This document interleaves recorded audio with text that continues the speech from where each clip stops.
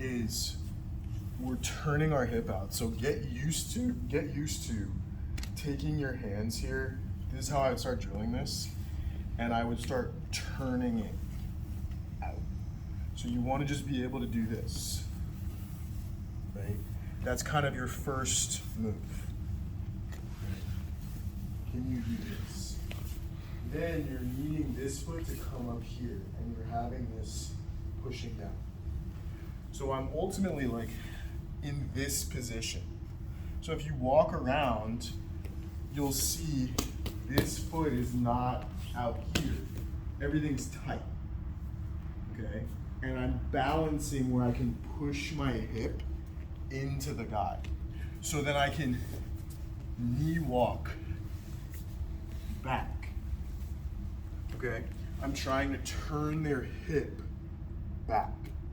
Then as an idea, right, so before we go too far, as an idea, I'm either gonna give them an opportunity to open up and give me upper body submission attacks, or I'm gonna go to mount, or I'm gonna go they're gonna turn away and I'm gonna take their back, or I'm going to put that shin pin in on the thigh as a system.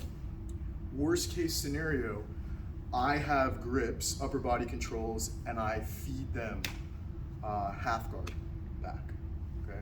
So like, what does that look like? So if I have Mike. So I'm here in a normal side control situation. I'm not leaning and falling over here. If you watch this leg, it's gonna be a pivot. Pivot and settle, okay? I'm not gonna be fully on the hip, like my ass is not gonna touch the floor here. I'm here, right? Why? This foot is not gonna be out here because then he can start getting into this, creating problems. I want the head and the arm controlled, and I'm having this and turning this one down. So everything's nice and tight. So, you know, Mike may be able to push on this, but you can't make an effective control of this leg, okay? So now I'm using his head, I can pull it up, I can pull everything to me, I can send it away from me. If I need to, I can reverse crossface, so I pull the shoulder up, push this down. If I had to, I can do this. I can start coming into here, okay? So it depends on what they're doing. So now, right, I'm gonna start inching this back after I've decided how to manipulate their spine. I'm gonna keep walking this back until I feel this turn. So I've got him turned here. Now, what I'm gonna do is my left leg behind me, this one, so if you look at, if you just walk around, this is gonna go here. This then slides, and I'm here, and I have a ramp. So if you look at this, he's all facing this way. I already have arm isolation, okay? So now he's got a couple of options at this point.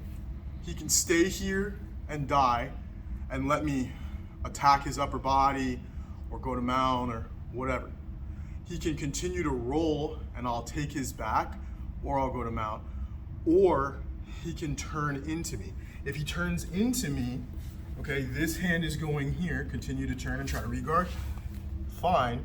Now, this one comes up, my elbow and my knee are meeting here, and I'm gonna fold this shin over, okay? Now, once I'm here, I can keep this and I can start crunching everything up. I can also pull him back and keep this frame. I can decide now to go to mount. I can decide to start attacking the upper body. I can decide to start coming in here, double pummeling, crawling over. There's a number of options at that point, okay? Certain things that can happen, right?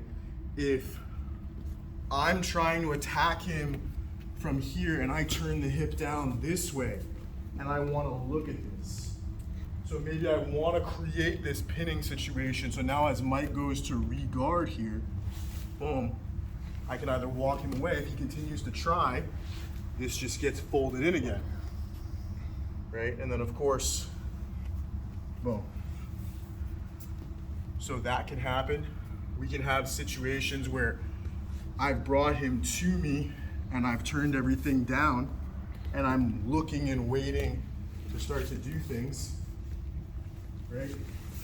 And this is a better path to mount because I have my knee and my elbow connected. So we're just looking at better ways. Worst comes to worst, like the worst thing that maybe happens here, if he's really beating me and I feel he's gonna re-guard here, I'm gonna shove my leg and go back into half guard. I'm gonna give him half guard. So now if you lock up that leg, Mike, great. Pass half guard. I'm already chest to chest. I'll come in and do all my mount attacks.